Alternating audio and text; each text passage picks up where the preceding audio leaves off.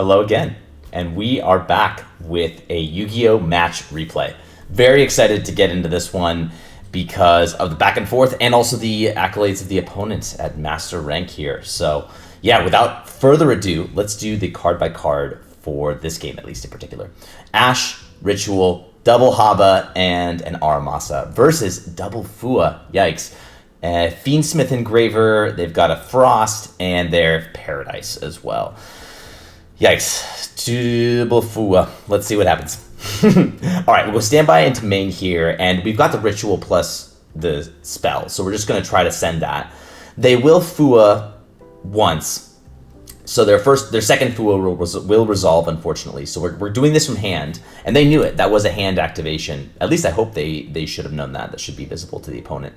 But yeah, and then we were able to send the Kusanagi and Saji, so we will end up triggering both of their effects here. So we'll have Kusanagi as Chainlink 2, Saji Chainlink 1 to grab ourselves prayers, continue our plays. This time we're going to go ahead and prayers on in to our Mitsurugi. We're going to do our best not to give our opponent extra deck or deck summons to get them a draw. So if we summon from the deck or extra deck, they are going to draw. So we need to make sure that we do that as little as possible. That does involve getting our Mitsurugi, the Murakumo, in hand to be able to summon it from hand rather than using this Ritual's deck summoning ability. Okay, so the Haba was tributed, so we can go ahead and add and then come back, and this is the beauty of playing Mirror. We do have extra ways to Ritual summon from the hand. We'll go ahead and use the extra Haba as Ritual fodder for the Murakumo, and then we'll normal summon out the Aramasa here. Aramasa effect, go ahead and grab Futsu as potential follow-up, maybe summon another time. We do have to end on an IP, but that's it. We're going to pass. They get an Imperm plus Ash, no engine, but this is ways to break our board, unfortunately. So this is the first decision, right, with our board that we've made here is, can we go ahead and use our IP for something effective? We did have the ability to go for this Dynamondo. SP was the other call. Dynamondo bringing back our, Murakumo seems really good because it can be 2 interruptions. We can use it as the Regeki and then also use it to rip one out of the opponent's hand, force them to discard. Not to mention, it would allow us to then use our Saji as a protection ability to tribute itself off and then to get further value from that. So I ended up going with the the Dynamondo summon here. But yeah, if you have a different line of play you would have done here, let me know. I'm curious to keep learning with this deck. This was Mitsurugi engine alone, basically. Okay, so they are now going to go ahead and use their Fiendsmith Engraver, grab out their Sanct. Now, when they bring out the token here, I may have been a little premature with my Raigeki here. I think that I could have, I don't know, I wanted to stop them from getting to Lacrima. I know they have an Engraver, but there's no way to bring it back. If this token hits the grave, yes, they'll get to reset Sanct, but the token is, in the Sanct, don't let the Engraver come out. So I was like, all right, what else do they have in their hand? Basically put them on, have nothing else, have no other engine. Yikes.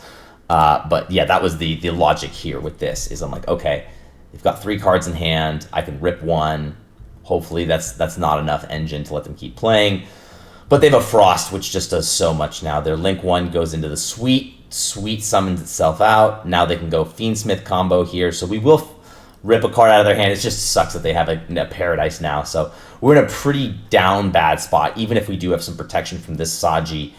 They're most likely going to be wise and play around this because, this is telegraphed, of course.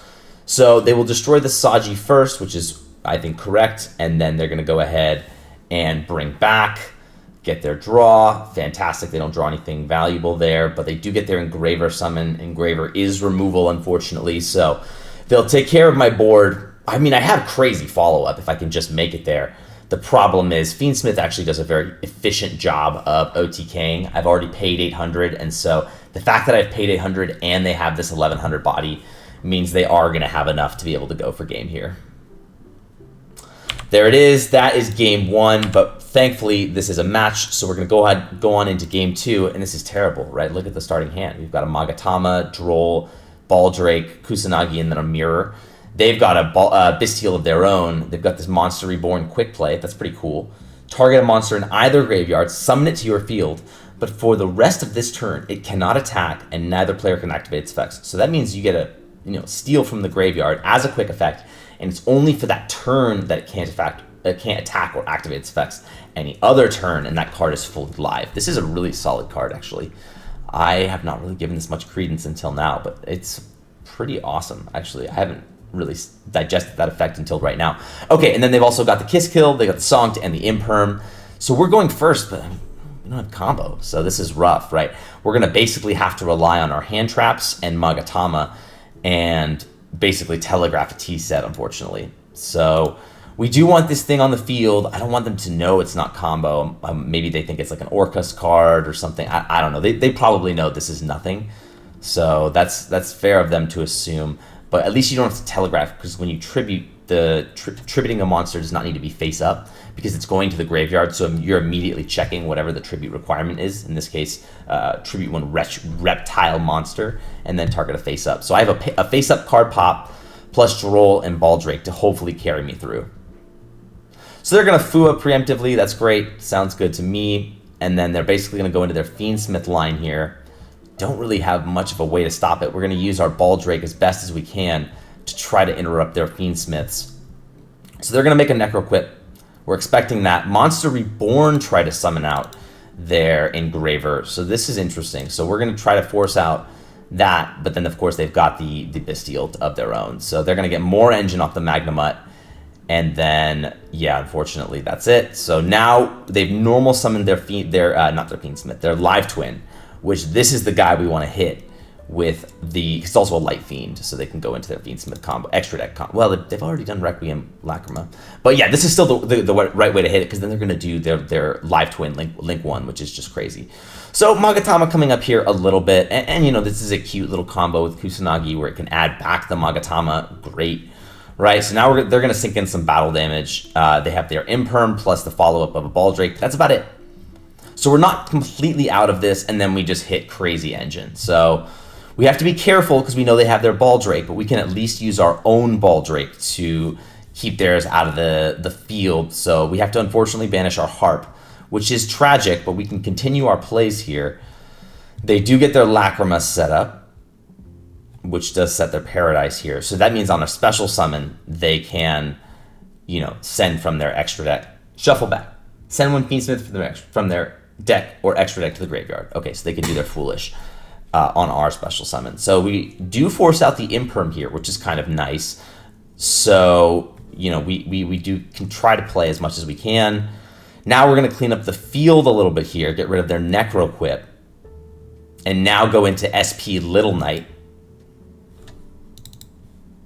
They know not to Paradise the Little Knight, of course. So now Little Knight can get their Lacrima out of here, which is great, right? Now they're losing some of their recurable engine. They just have the Baldrake. They've literally, besides this, Fiendsmith and yeah. While this card is in your graveyard, they don't need anything else. So they still have the Paradise live. That's it.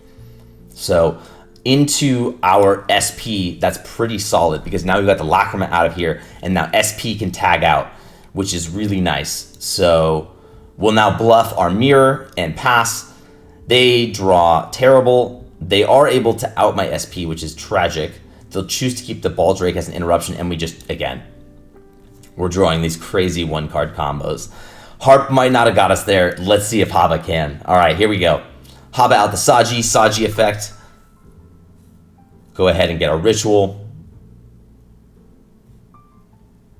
Ritual from deck. You know, we're not playing around here, because if we're going from hand, you know, we could be sending cards, you know, that basically we need to force out this Magnemite first, because I don't want their Baldrake to be a double interruption. So we're going to go ahead and bring out the Murakumo. So they will Paradise here, which is a bummer, but we can still take out their Magnemite. So now they don't have that follow-up because their Paradise was too slow. So now we will use, and then they Fua. Incredible. So we are able to negate, this is really good. This is really, really good. Let's go over this here. They use their Desiree effect, right?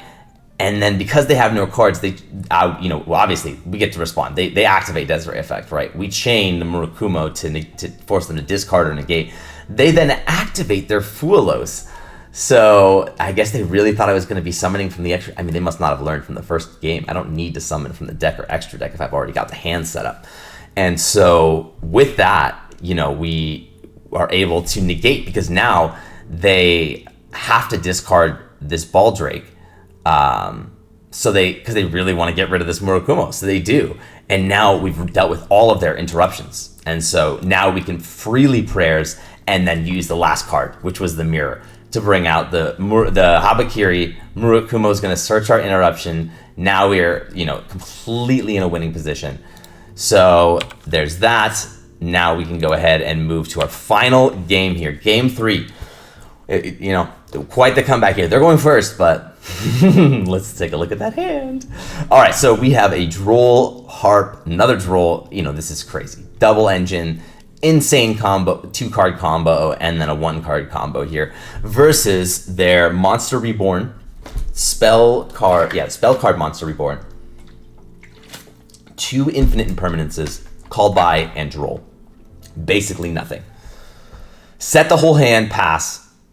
I am feeling pretty good here because we're going to start with our Mitsurugis first. Okay, so we're going to go ahead and ritual on out the Murakumo, which now deals with, it's like an Omni Negate or whatever's in their hand, so it's threatening that already. And then we can trigger both of our effects here. We'll go Saji 1, Kusanagi 2, add back, search. Now we have ways to dodge. We're feeling really good now. They will droll us, but we can now completely dodge this. Okay, let's slow it down. What an insane sequence of activations here. I searched with the Saji, so I had no effects on resolution. So they activate droll as Chainlink 1 to stop me from drawing. Then I trigger the Murakumo to force them to discard or negate, effectively negating droll as Chainlink 2 on resolution. It's gonna once it gets to that. They chain their imperm to try to negate my Murakumo. They know I have prayers in hand. I am quite immune to this. And so they are now forced to burn 2 cards in this sequence of activations here. Because after I chain prayers to dodge their imperm and tribute a reptile for cost, I'm now going to resolve probably both effects here. They then chain Called by the Grave, targeting my Murakumo to negate its effects until the end of the next turn. Insane. So their droll will go through to summarize this chain link, but I am now getting maximum value out of Mitsurugi prayers. So I have no problems with that. And this column is actually not turned off because imperm does not resolve, but I treat it like it is turned off. But that is important to note. So we will resolve our chain link here. So now we are going to use our prayers to add Haba, which we have not used this duel. And then we will summon back the Kusanagi. They have negated our thing, so we are under droll. That's fine. Now we will use our Habakiri. I brought this out just for extra damage because we contribute that this thing cannot attack directly per Mitsurugi Prayer's effect, the take 800 effect. And then Habakiri will just go ahead and tribute that guy. So now we have got some extra damage on the field. Ritual summon from deck using this Habakiri. Go for the Futsu. Now go for Dynamondo. We've correctly summoned Futsu, so if I just leave Dynamondo on the field, he's going to be sufficient interruption enough. But we're really using his second effect here on special summon to shuffle back. So they now use Imperm and then target the Futsu to try to steal it. Little do they know we now have full Orcust combo. So we'll just let this play out. We've got Girsu to send our Nightmare to, we basically want to use Galatea before we link it off here. So we're going to go ahead and bring out a lot of damage. Our Dynamondo's pumped up right now. Got that. It's Crescendo. Galatea I. We're going to, summon under Dynamondo for maximum damage here. Okay, we've got the Girsu to send. I could have also used the big Girsu to steal it back, but actually that would have been pretty nasty because then I would have kept my Mitsurugi engine going as well. I mean, that's still a very possible play here. I could use these materials. The fact is they know they're dead. I've got a counter trap set up plus full Mitsurugi combo if I want, plus extra protection. It's just a snowball from there. But yeah, fantastic games against a unfortunate brick there. But let's take a look at their extra deck here.